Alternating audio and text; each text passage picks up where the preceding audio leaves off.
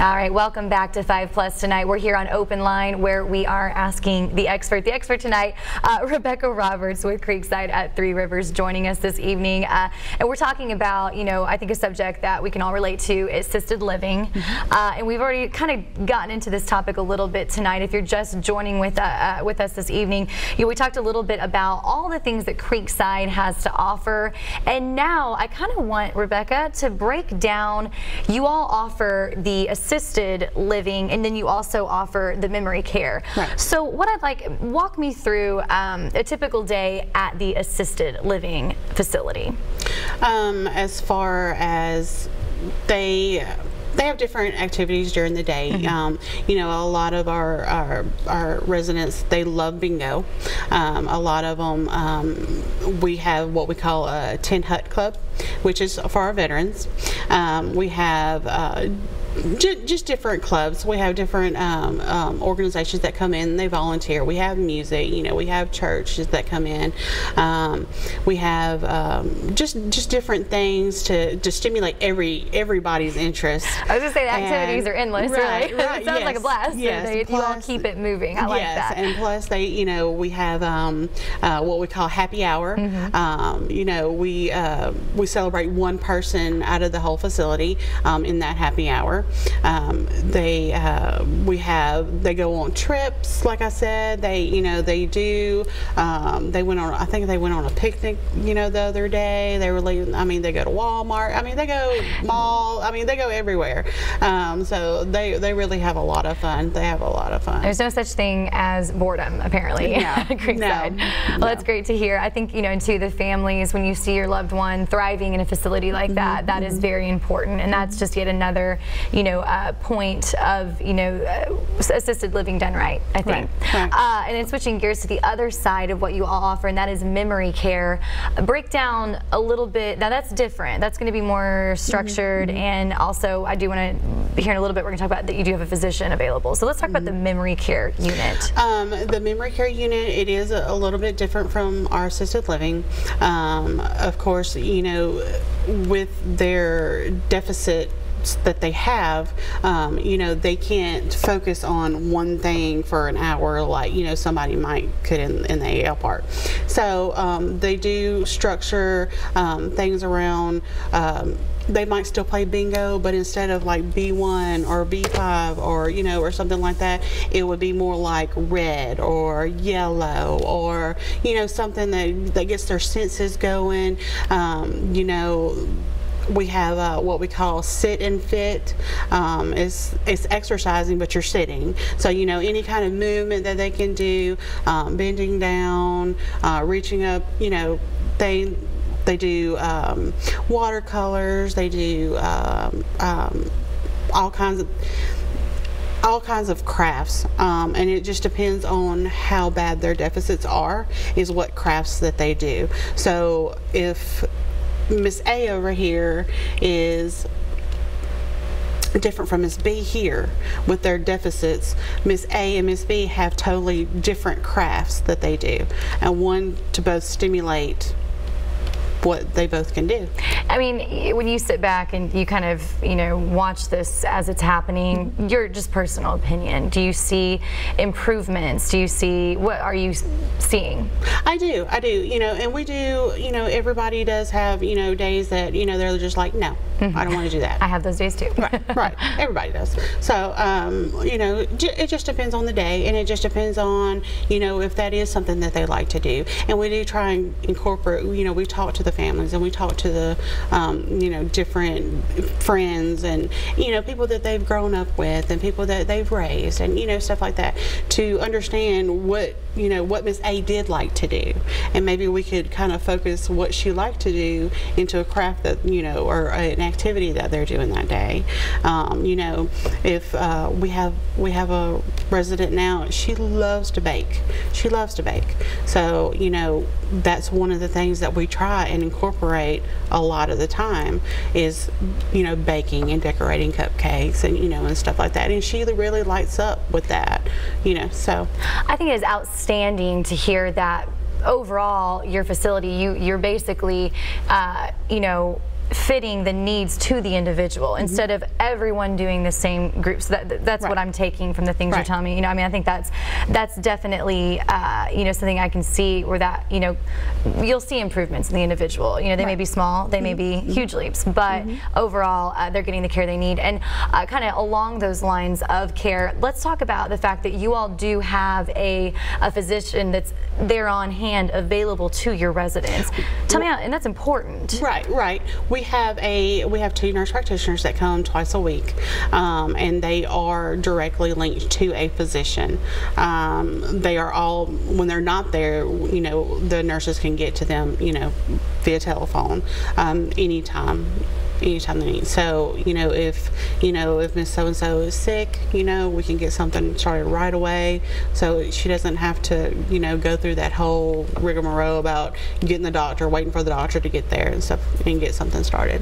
You know, and along the lines of, you know, different angles or approaches to take to, you know, keep the folks there at the assisted living facility, you know, just enjoying themselves to the best, you know, of your capabilities to keep them engaged and excited. And one thing that's interesting here I did want to talk about tonight that you all do is the many benefits of pets. I mean, animals are really just, that's a way of therapy, very therapeutic in itself.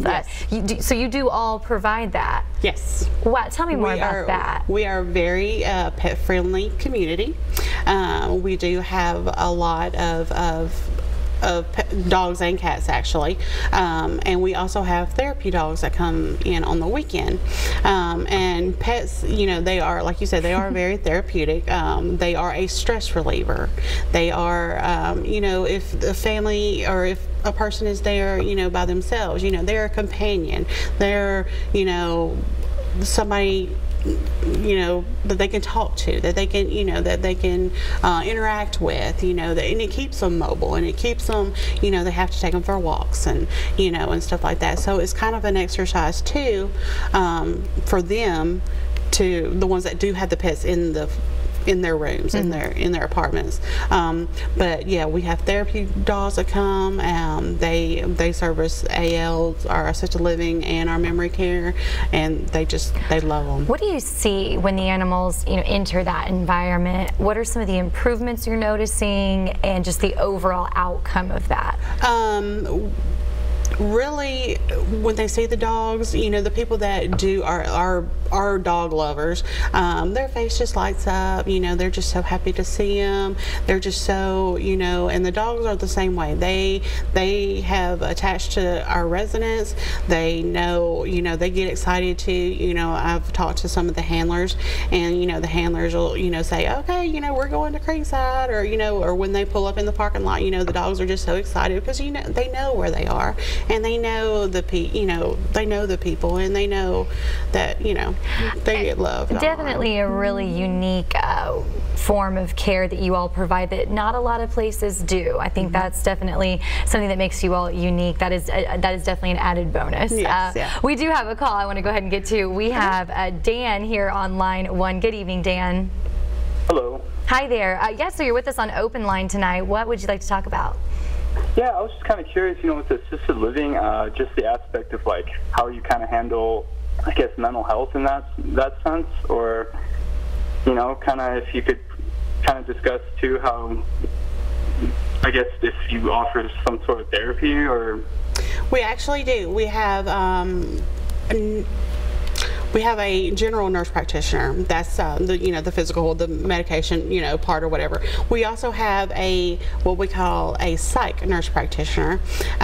She handles the mental aspect of a lot of our residents, and we also have a therapist that comes in that kind of works with her on different days. That is just like a sit-down therapist that, you know, the residents that can actually just talk. If they need talk therapy, she can sit down and she can talk, just, you know, one-on-one, you know, whatever they need to talk about. Yeah, I appreciate you calling in, Dan. We really do appreciate that. I think that's a great question, and just you know, in my opinion, I think it's one of those things you do have to balance just as much as you're balancing your physical health. Right. You need to keep the mental health in check as well, because Right. I mean the two, they go hand in hand. Right. And that's something that I think a lot of folks, you know, maybe don't realize when you are maybe caring for a loved one on your own. And that's something I'd like to get to too. Just my personal question here: when you have a family member and you see them, they are beginning, you know, to show signs of dementia or Alzheimer's. What is kind of something to detect or a sign to look for when you think, okay, hey, I may need to see about getting my loved one better care than we can provide? It is one thing to be a caregiver, but it also takes its toll on that person as well. We can only do so much. There comes a point when you realize maybe I need to look into assisted living. So my question is, what are some of the signs we can start looking for to know when we need to maybe turn over our loved ones to a more advanced means of care? Right, and at Creekside, you know, we try to, and we choose to, we want to not just take care of the resident, we want to take care of the family. We want to make sure that the family is okay, that, you know, their physical, you know, because if they do get burnout, you know, they will get sick. So, you know, we do try and take care of the whole picture of the whole family. Some of the signs, I was actually talking to a family member today that her mother, when she knew something just wasn't right, her mother didn't drink alcohol at all. She never drank before, and then all of a sudden she would go and visit her mother, and she would have wine in the fridge, or, you know, it was something, you know, she's just like, you know, that's not normal, not right. Yeah. You know, and she would act, you know, differently. You know, she would allow different things to happen when she, you know, it was totally out of character for her, and she had a wreck at one point. And the mother didn't know where she was, or what was going on, or or anything. So she had her checked out. The signs to look for, they'll vary, I think, with everyone. Right, They're yeah. different, but overall, different. I think definitely when you start to see just that out of the normal behavior becoming outweighing the normal behavior, that's when you hit that point. And it could be, you know, if something like that happens and you do see something like that happen, you know, you do need to go take them to the doctor, you know, to get an appointment, because it could very well be just be something simple, you know, that they're saying, you know, they just need an antibiotic, and it could turn around, it could change, or it could be something like that. All right, our topic tonight, assisted living, here on OpenLine. Ask the Expert tonight on News Channel 5. We're going to pause for a quick break. Stay with us. We'll be right back.